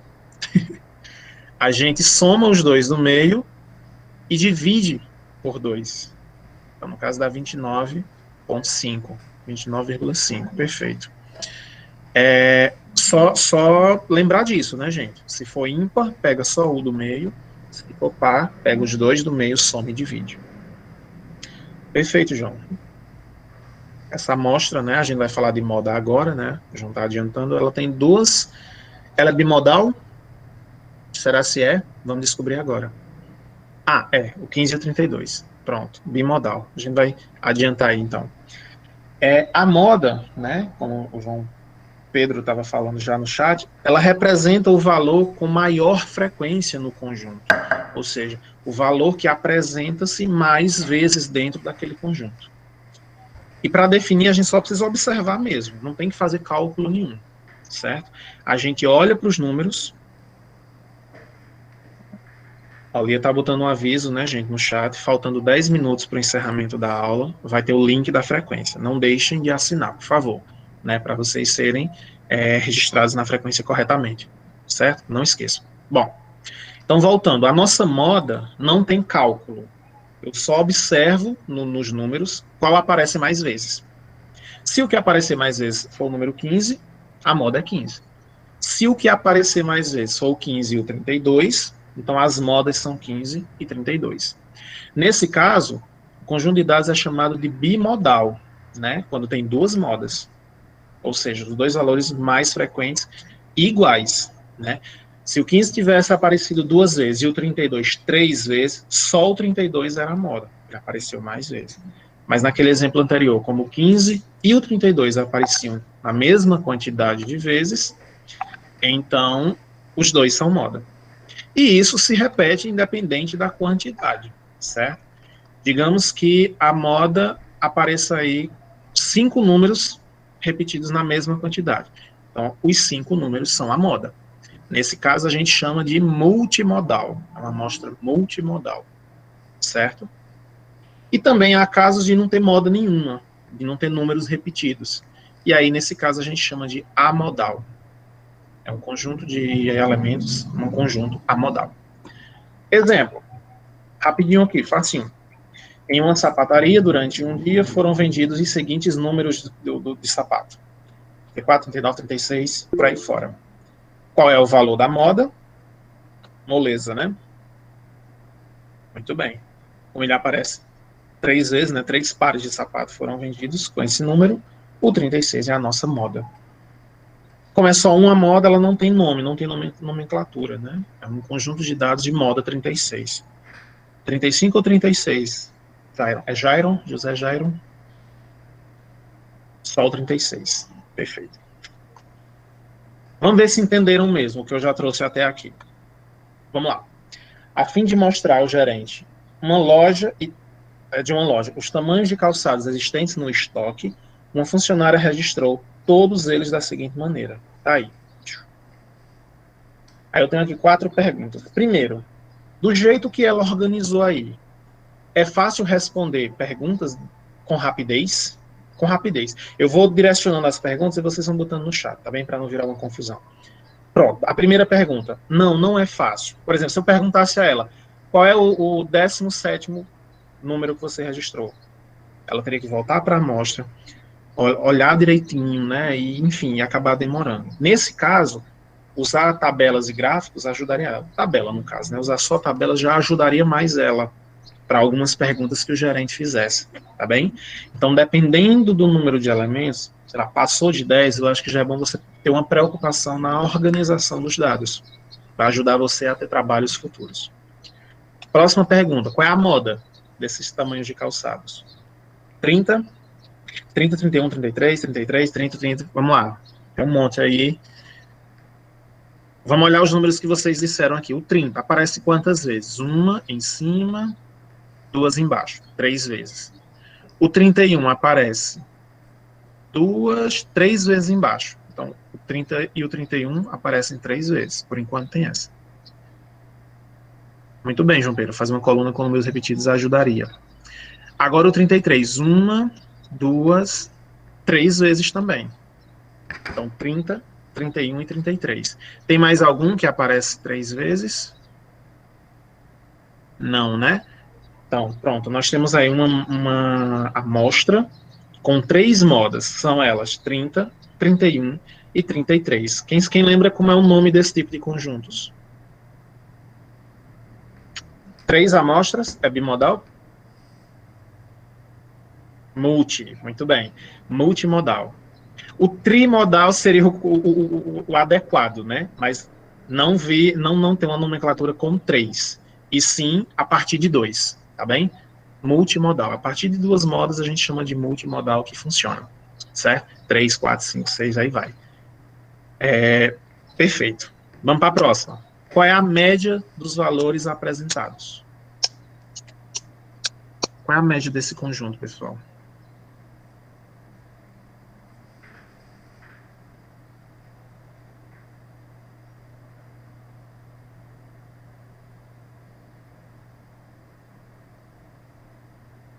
R$ 33,4. Nosso primeiro candidato aí à solução correta. Mais alguém? Para eu dizer se está certo ou se está errado.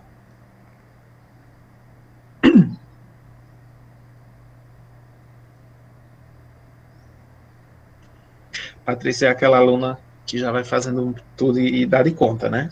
Muito bem. A média é 33,4, corretíssimo. Nós temos aí um conjunto com 20 elementos, né? Então, somando tudo e dividido por 20, dá 33,4. Ótimo. E aí a mediana, por fim, né? Essa colega Patrícia já nos mostrou aí o resultado corretíssimo. Como é um número par de elementos, né? Um conjunto com 20 elementos, então teremos que ordenar os dados e procurar os dois que estão no meio. No caso, fica o 33 mais o 33. Somando e dividido por 2, dá 33. Olha só, por aí você vê, né, que o nosso conjunto de dados ele é um conjunto muito homogêneo. Assim, os números são muito realmente... 20 não são tantos números, dá para a gente só olhar e ver isso, mas é uma amostra que tem um número de elementos que não são muito discrepantes, né? É tanto que na moda, na média e na mediana a gente tem valores próximos. O 33, né? O 33 é um número que pode representar muito bem esses 20 dados, né?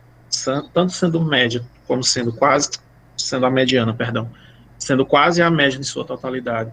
E é um dos resultados da moda também. Então, o 33 é um número que representa bem a nossa amostra.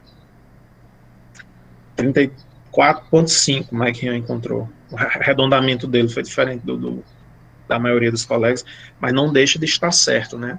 É uma adaptação, uma variação muito pequena de um número para o outro. Ah, não, perdão, 34. Acho que você acabou confundindo algum valor, Michael Rian. A média dá 33,4, tá certo? Pronto, nós vimos até aqui, revisamos 4 conceitos dentro da estatística, né? Tanto a porcentagem quanto as 3 medidas de tendência central. Essas medidas de tendência central são as mais usuais na estatística descritiva, né? Vocês vão usar ou vê-la muito ao longo da vida de vocês, nas informações, campanhas políticas e tal, porque elas são muito utilizadas mesmo. Porém, tem outras 2 medidas, né, que são as de dispersão, tanto a variância quanto o desvio padrão, perdão.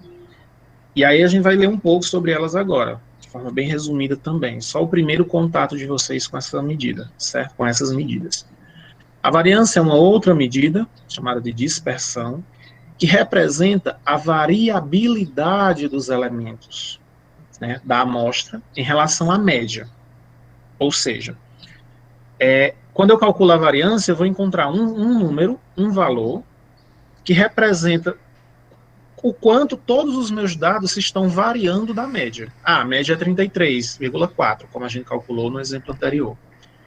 Qual seria a variância dos meus dados? Como os meus dados estão variando da média, tanto para mais quanto para menos, certo? Então, a variância é isso. Eu descobri um valor que representa o quanto os outros dados variam da média. Ah, está variando 2 pontos, para mais ou para menos da média. Por exemplo, a média é 33,4. O próximo número pode ser, se a variância for 2, pode ser 35,4, 37,4, entendeu? Eu vou sempre variando de 2 em 2, porque minha variância deu 2. Então, variância representa isso, pessoal. Normalmente, ela é indicada por S ao quadrado, ok? Ou então, é muito usual usar VAR, V-A-R. E ela define-se como sendo a média entre os quadrados. A gente calcula da seguinte forma. A fórmula é essa. Parece a nossa fórmula da média, só que veja, em cada elemento a gente não usa mais só o elemento. A gente subtrai a média e ainda faz um quadrado. A gente vai fazer mais contas aqui para calcular a variância. Certo? Oi. Vamos lá, Lia. Posso fazer uma intervenção? Deve. Uma complementação? Fica à vontade. Pessoal, vocês não chegaram aí ainda, talvez, né, Eres. Prestem mais atenção. Assim, quando a gente estuda estatística, que a gente vê a parte dos gráficos e estuda, por exemplo, as medidas centrais, média, moda e mediana, a gente pensa que já estudou tudo, né? Mas, como a Artália bem colocou, estou aqui início do começo do princípio. Um pouquinho. Oi? É só o início do começo do princípio da estatística. Como a Artália bem colocou, só a média, a moda e a mediana não é suficiente para você dar uma informação assim, mais precisa em relação a um determinado estudo, tá certo? Por isso que ele vai apresentar agora para vocês, por isso que existe, né, o que a gente chama de medida de dispersão, que é o que? A variância e o desvio padrão. Vocês vão ver, não se assustem, né, que ele já colocou aqui uma fórmula que já parece bem maior, tá certo? Não se assustem. Se você entender direitinho o que é média, moda e mediana, principalmente média, né, que vocês vão usar muito agora, na parte de variância e desvio padrão, então vocês não vai sair de letra, tá certo? Como já foi colocado, estatística cai muito no Enem e outras avaliações externas que esse ano vocês não vão ter, né, por conta do que a gente está vivendo. Algumas já foram canceladas, né, Artália? Como, por exemplo, o SPAES, né? Isso. O SPAES não vai ter. Tá certo? Bom. E assim, o que eu peço a vocês, tenham calma, baixem depois material, porque a média, por exemplo, ela não vai ser cobrada só de 10 números, de 20 números. Às vezes, uma questão apresenta uma sequência de 200 números. E aí, quanto mais você estuda, mais você aprende aquela técnica de resolução de questão, né? Aí, quando eu disse não se assustem com essa fórmula, por exemplo,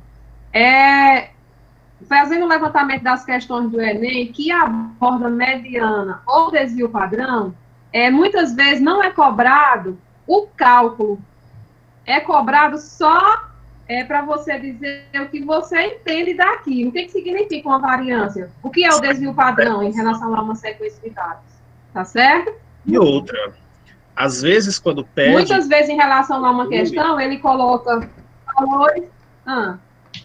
É justamente isso que eu ia dizer. Quando você... Eles pedem valores referentes. Pode falar.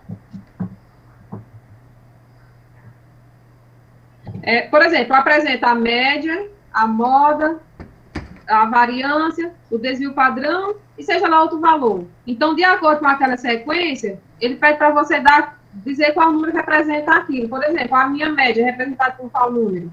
E muitas vezes, para o desvio padrão, em algumas questões abordadas nas edições do Enem, é só para você dizer o significado daquilo. Tá certo? Então, prestem atenção minuciosamente nisso que ele vai colocar, porque é muito importante. E assim, depois baixem material, procurem fazer mais questões, né, além daquelas do livro, e vocês vão ver que vocês vão aprimorar muito e aprender mais sobre estatística. Ótimo. Muito bem. E assim, complementando o que a Lia falou... Continuar. Sobre fórmulas, né, gente? O Enem, geralmente, ele traz as fórmulas que você precise usar numa questão. Então, não quer dizer que você tem que decorar essas fórmulas. Eu não fazia ideia de como era a fórmula da média, da variância, do desvio padrão, né? A gente tem os livros para isso, graças a Deus, e a internet melhor ainda. Então, a gente não tem que decorar fórmula nenhuma, não. O importante é que a gente saiba, como o Lia falou, o que esse valor, o que essa medida representa, né?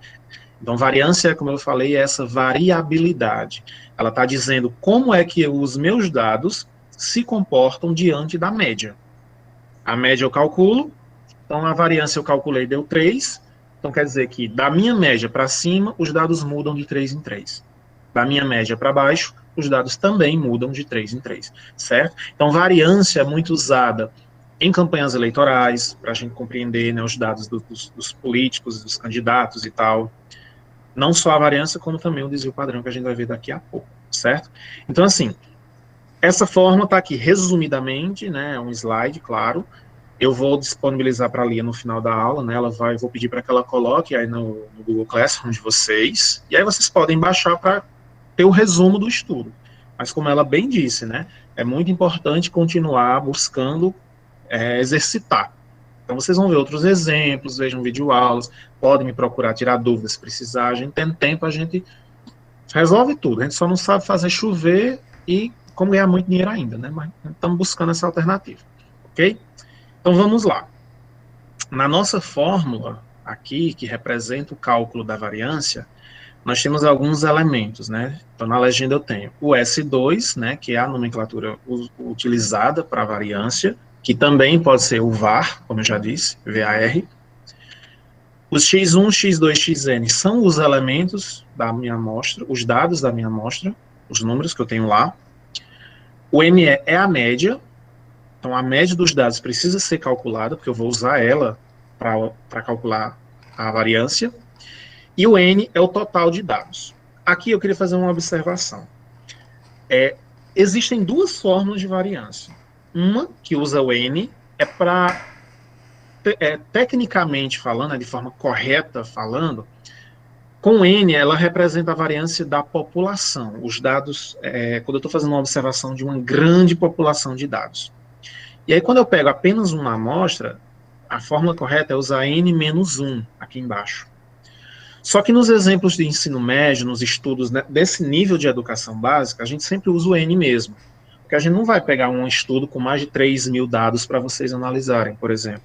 Nem em provas, nem em canto nenhum, certo? Então, tirar um ou não vai interferir tanto nesse valor, ok?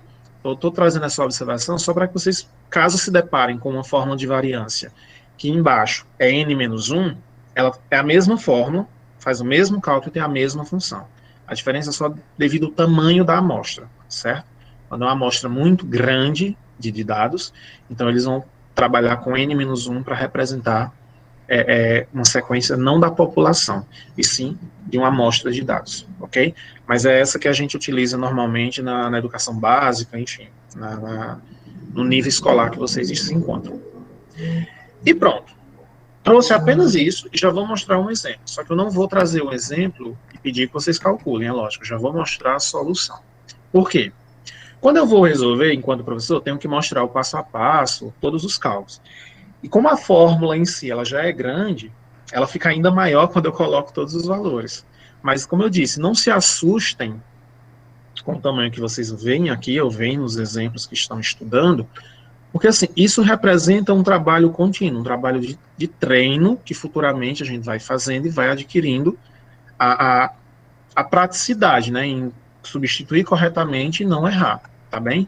Então, assim, como exemplo, eu trouxe uma questão que caiu no vestibular da Faculdade de Getúlio Vargas, acho que foi em 2018, não lembro bem, e ela era simples, olha só. Os dados a seguir são as quantidades de empregados de 5 pequenas empresas. Então, temos aí. A variância da quantidade de empregados das 5 empresas eu acabei não concluindo a pergunta, só 5 empresas, então eu tenho aí 5 dados para calcular uma variância.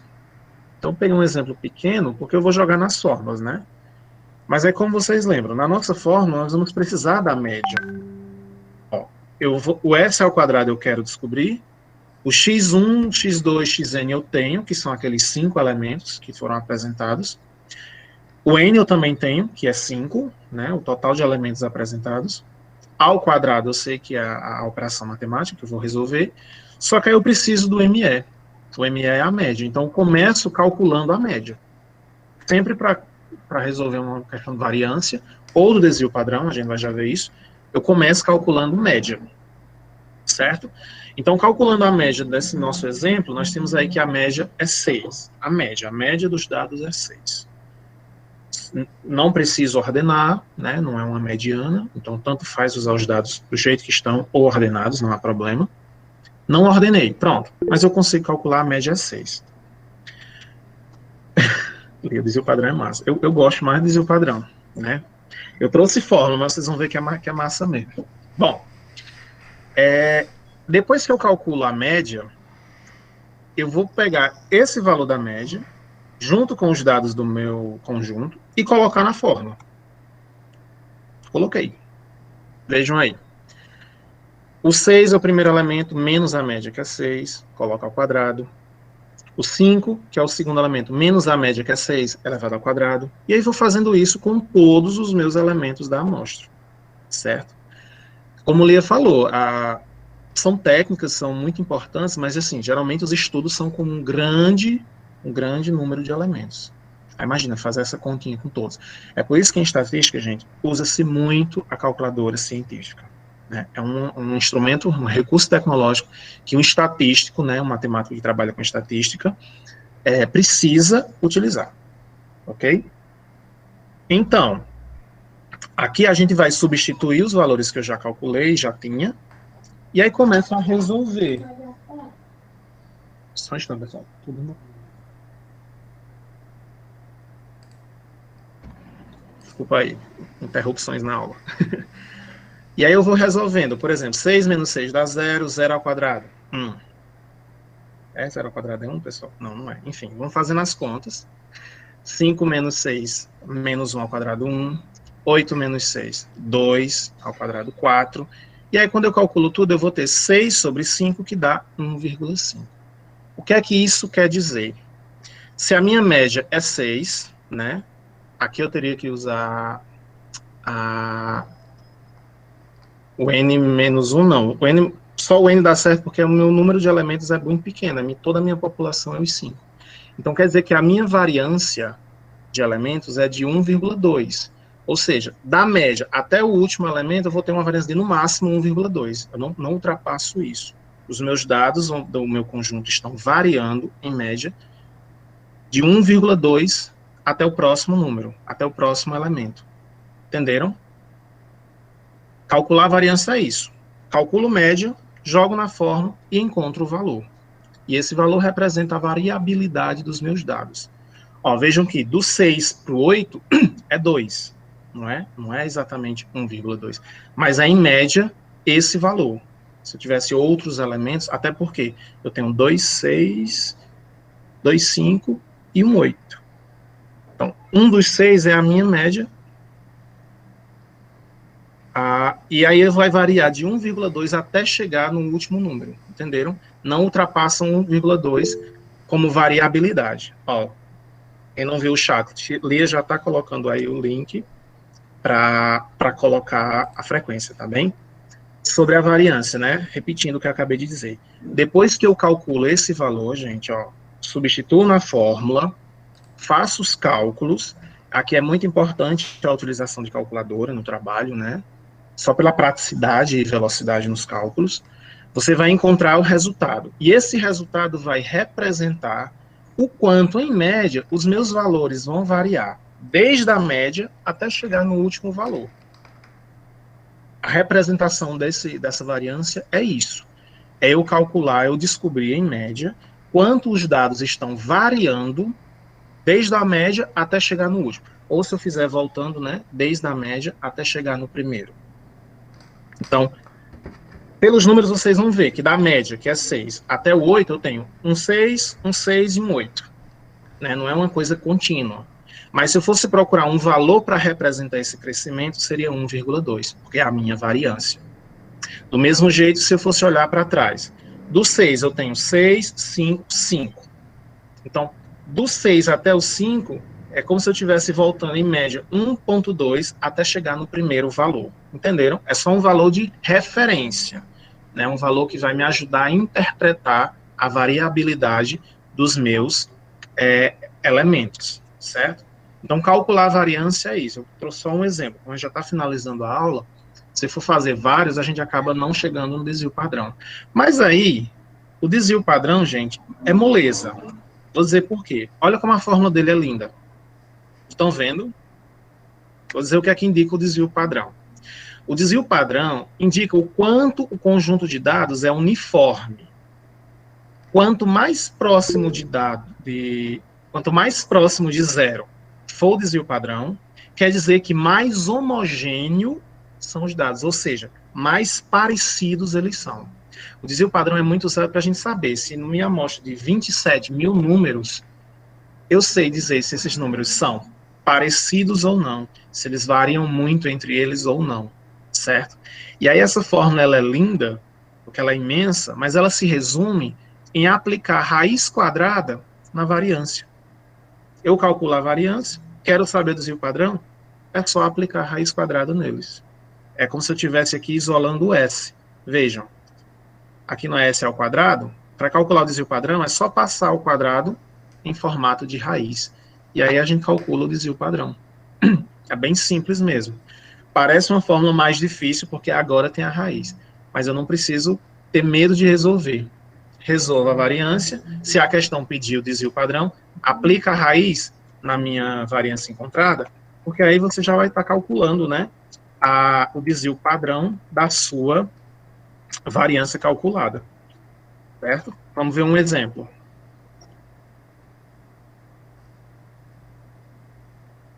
Conjunto de dados a seguir representa as idades de um conjunto de alunos, né, de um grêmio estudantil. 14, 15, 15, 17, 18, 14 e 16. Qual é o desvio padrão dessas idades, né, do grêmio? Bom, aqui eu trouxe um exemplo à parte. Eu posso calcular a variância e depois calcular o desvio padrão. Em suma, é isso que a gente faz. Ou eu posso diretamente, né, já ir para o desvio padrão, olhando para aquela fórmula que eu mostrei aqui.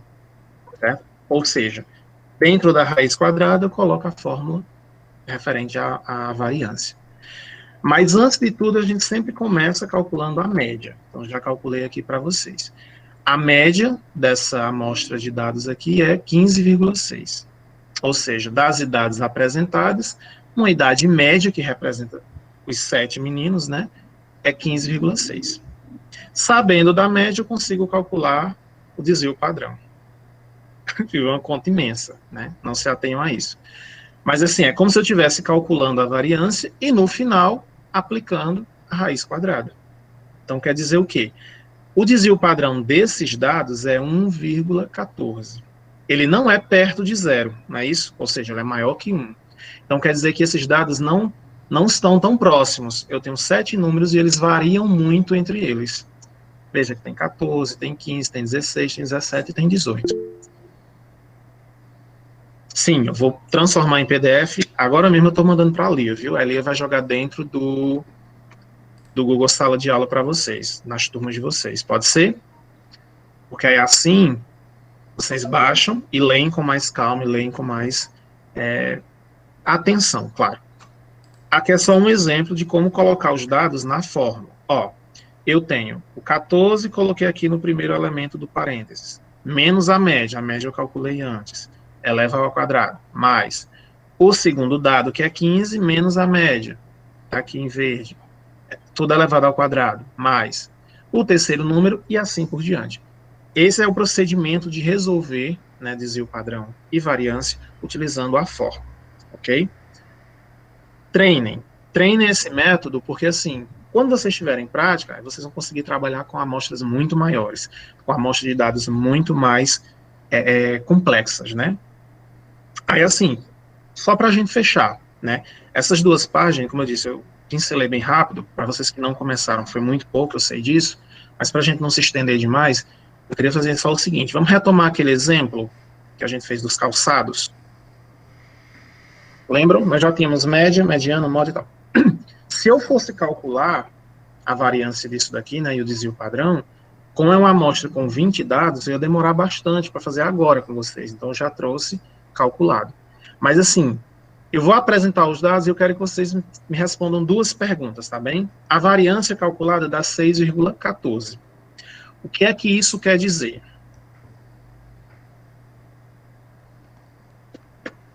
E os dados vão variar 6,14 de um para o outro. De um para o outro, partindo da...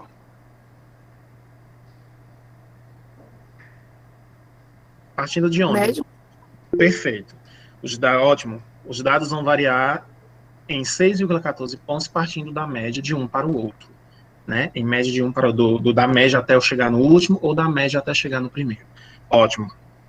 E o desvio padrão é 2,48. Isso quer dizer o quê? Esses dados são ou não homogêneos? Eles são ou não parecidos? Parecidos entre eles, né? Desde o primeiro até chegar no último.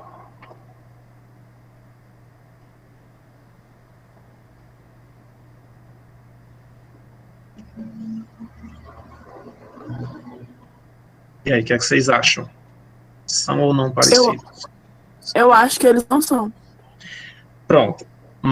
Um colega colocou relativamente parecidos, né? Visualmente, olhando para eles, eles são. Todos são na casa do 30. Mas olhando pelo desvio padrão, né? Eles não têm uma homogeneidade. Por quê? Quanto menor for o desvio padrão, maior a homogeneidade dos números. Quanto mais perto de zero for o meu desvio padrão, maior é a minha homogeneidade. Mais parecidos eles são. É como se fossem repetidos. Por exemplo, se fosse tudo 33, esse desvio padrão seria zero.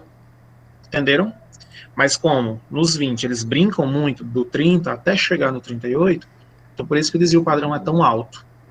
O desvio padrão, gente, sempre vai ser um número assim, pequenininho, 2, alguma coisa, 1, alguma coisa, 0, alguma coisa. Ele nunca é negativo, afinal a gente aplicou uma raiz quadrada, nunca vai ser negativo. A variância pode até ser, vai ter situações que pode ser negativa, mas o desvio padrão não. E lembrar sempre, quanto menor, quanto mais perto de zero, isso quer dizer que os dados são mais parecidos, eles são mais próximos deles mesmos, um parecido com o outro, chegando a ser até repetidos, certo? Nesse caso não é, ok? Todos são da casa dos 30, mas eles não são homogêneos, porque essa amostra não é homogênea, beleza? Bom, como eu falei, gente, muito conteúdo para uma aula. Oi, Lia. Que vagamente eu me lembrei aqui de uma abordagem. A gente pode dizer também a questão de homogêneo. Por exemplo, vamos supor que a gente queira comparar duas variâncias, né, de duas sequências de dados. A gente pode também comparar e falar sobre a questão de uma ser mais regular, né? Isso. Mais homogênea ou mais regular. Isso vai depender, quanto mais, como você já falou, estou só complementando aqui para os meninos, quanto mais próximo de zero esse desvio padrão for, ele vai ser também mais regular, né? Isso. Até já colocou tudo aí, mas gente, não vou me estender para tomar o tempo dele, tá certo? Depois eu vou ver com o Rafael a questão da gente montar uma aulinha da monitoria e reforçar ainda mais, tá certo? Estudado as medidas de tendência central, vocês conseguem, de forma mais rápida, revisar, claro. Como esses dois vocês ainda não tinham contato, não é tão simples, eu reconheço, porque as fórmulas também são novas e maiores. Mas os exemplos que eu trouxe são básicos, mas é justamente para mostrar que dá para a gente aprender de alguma forma, certo? Bom, chegamos ao final da nossa aula, né? Para finalizar, eu queria mostrar assim, só falar que a nossa estatística, ela abrange todas as ciências que vocês imaginarem.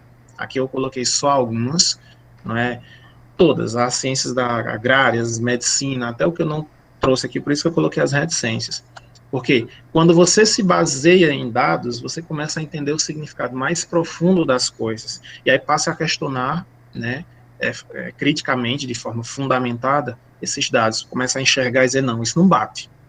Não é dizer, é mentira. Não é para isso que a gente tem esses conhecimentos. Eu não tenho poder nem o direito de chegar para você dizer, tu está mentindo ou não com isso aí. Você pode dizer, eu não compreendo como isso aí acontece, né? Me explique para ver se você me convence. Você está questionando, né, sendo crítico para o que está sendo mostrado, né, para a gente a todo momento. Isso serve para a situação da pandemia, para as situações da escola, para gastos de recursos financeiros do nosso dinheiro público, para tudo. Aprendamos a criticar de forma coerente, né, e ter fundamentos para isso, tá certo? Eu queria agradecer pelo convite, pela paciência, principalmente. Espero, né, que tenham aprendido um pouco, lembrado um pouco de alguma coisa a mais. Se não, me procurem, que a gente tira dúvidas, a gente trabalha o que for necessário para reforçar o aprendizado de vocês, né? Com estatística, eu me ofereço, né? Eu sou entusiasta dessa área da matemática e pretendo seguir minha carreira de pesquisas nesse ramo, tá bem? Obrigado, Lia, obrigado, Júlio, Tarciano, professores presentes, obrigado, turma, valeu mesmo, foi ótimo, valeu.